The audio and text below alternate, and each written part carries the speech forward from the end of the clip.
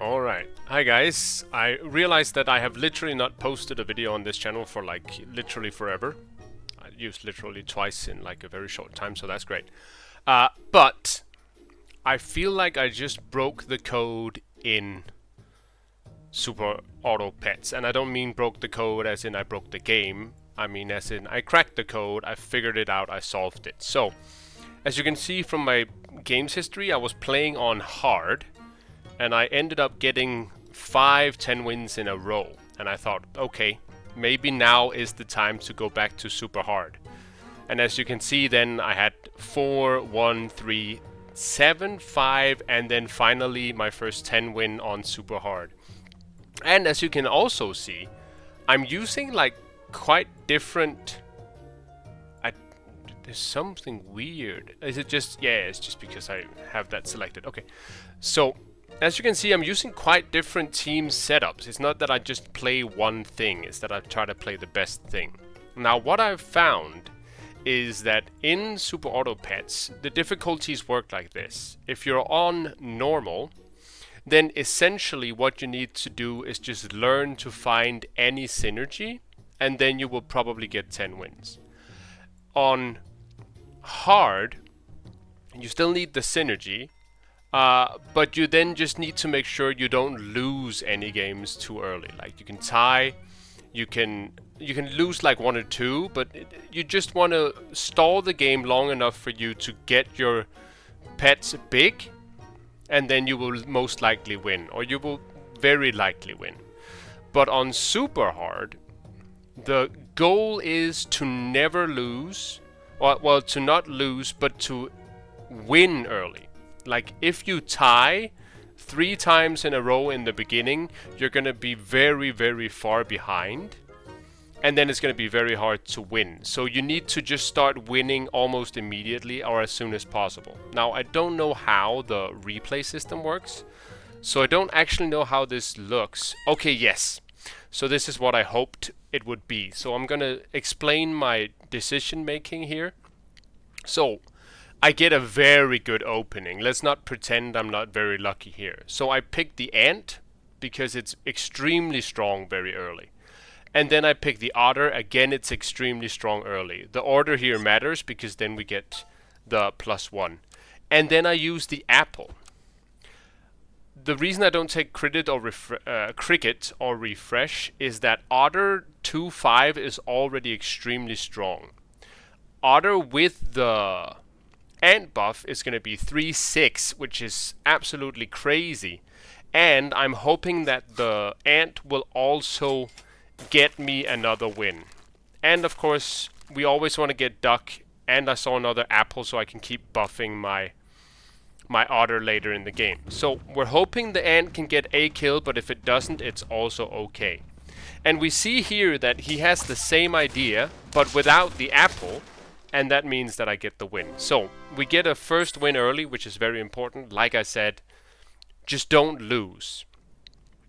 So now we just want to buy the things that we saved up. We want more ants because they will buff the otter. We want the duck because we can then buff things that we buy later. Also, we move the higher health to the back because we want to be able to trade as good as possible later in the fight. Like this will kill the same as this, but if it's a 3-2, then these both die, so we want this one to trade into a 3-2 first. So here again, the otter simply becomes so strong from the buffs that we manage to pull out another win. It's very important, win as much as possible in the beginning. So it's turn 3, we make our first level up to get the higher level pet, and here we then again, I have another buff. So let me talk about this. We want to keep making the otter as big as possible because this is our carrying minion, or carrying pet right now. It's what's really determining our strength. Now, with the level up, the ant is also very strong, but the last 3 are fillers. So if we can then have a filler that makes these even stronger, that's very, very good. The kangaroo seems like a strong pet, but the fact that it only gains 1 health per attack of the minion in front it means that it will be a 4 health if it's behind something like this that is guaranteed to hit. That's kind of low. The Peacock is already a 5 health minion, so the Peacock already has a greater potential than the Kangaroo, even in the best circumstance.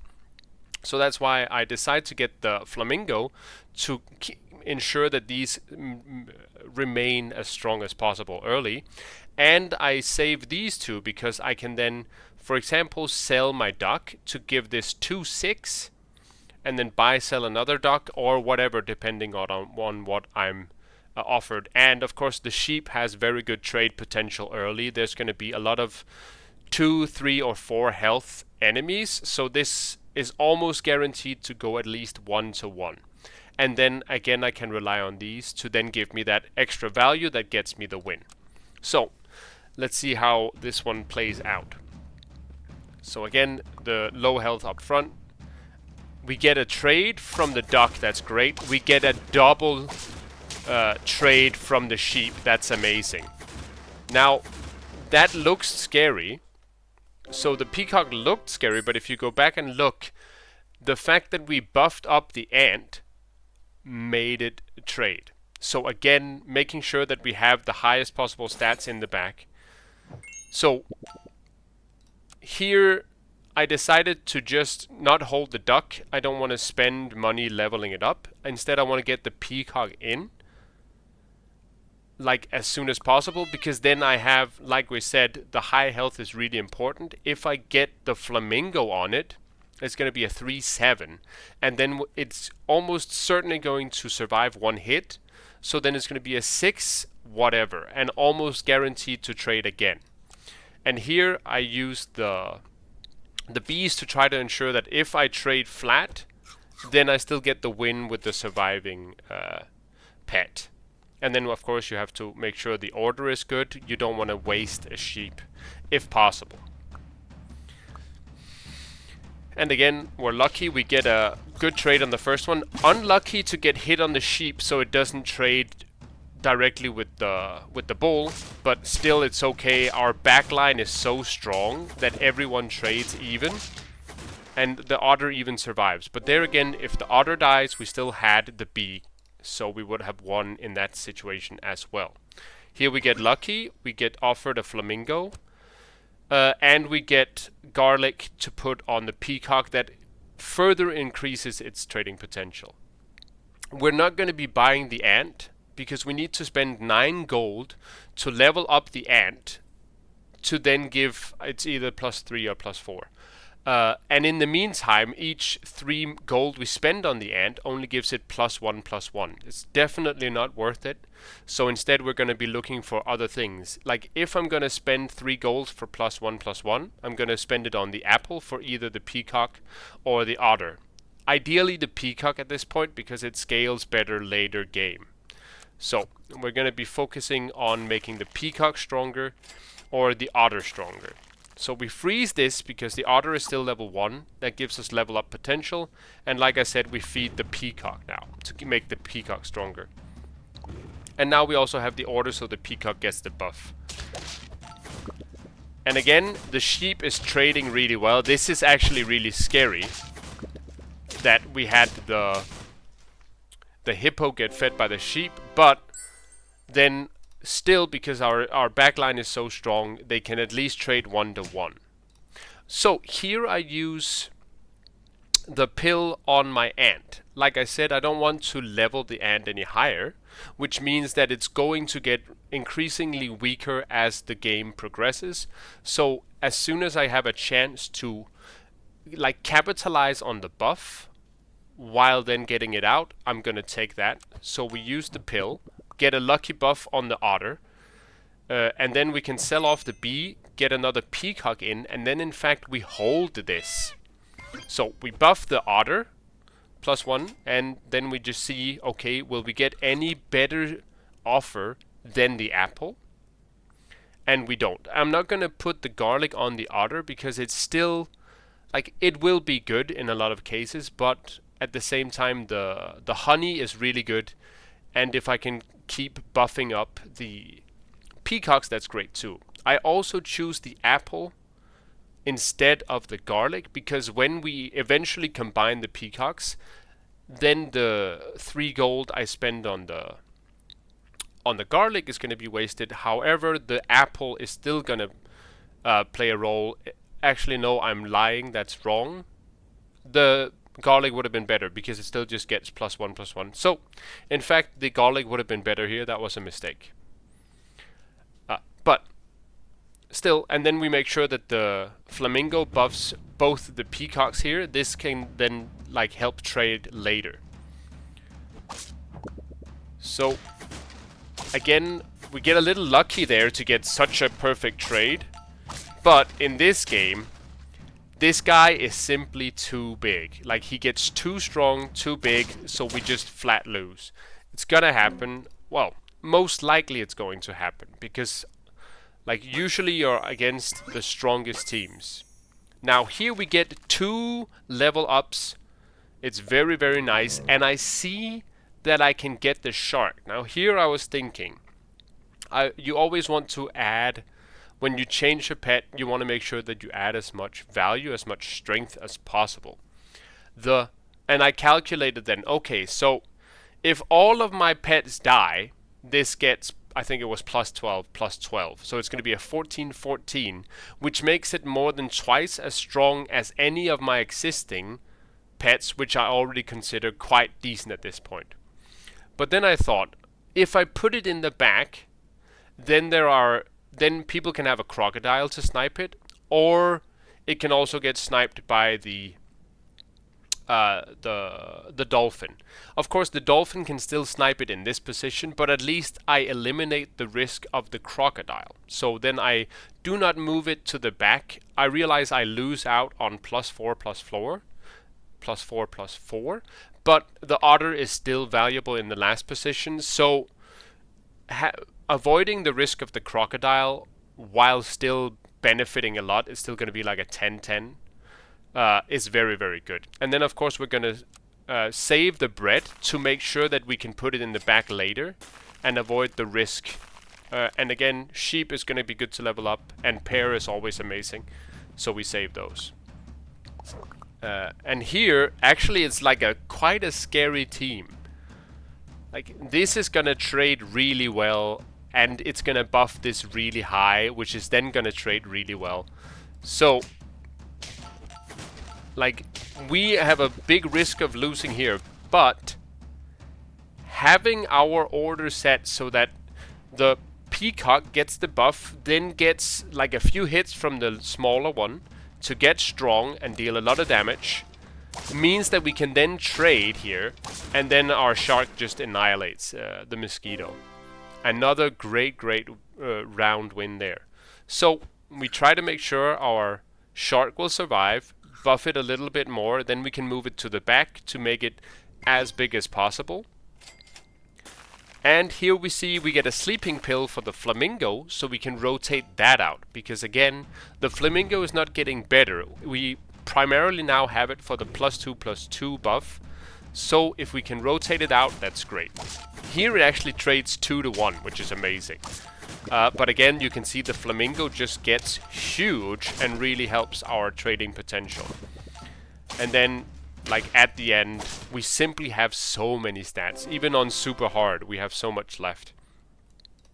So now we want to get rid of the flamingo. We want to keep making the shark and the peacock as strong as possible. So we want the cow.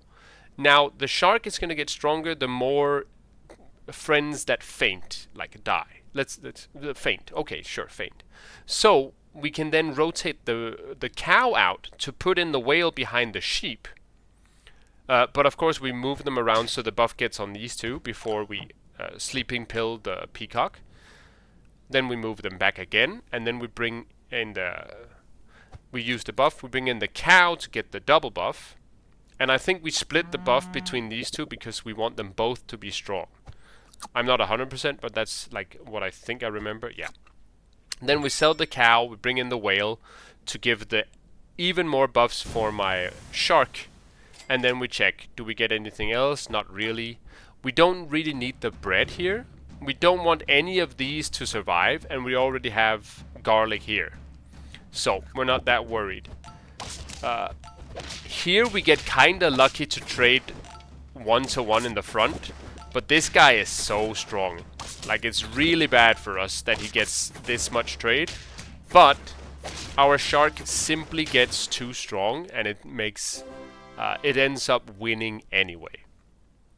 So now we just want to see, what can I do to make my team stronger?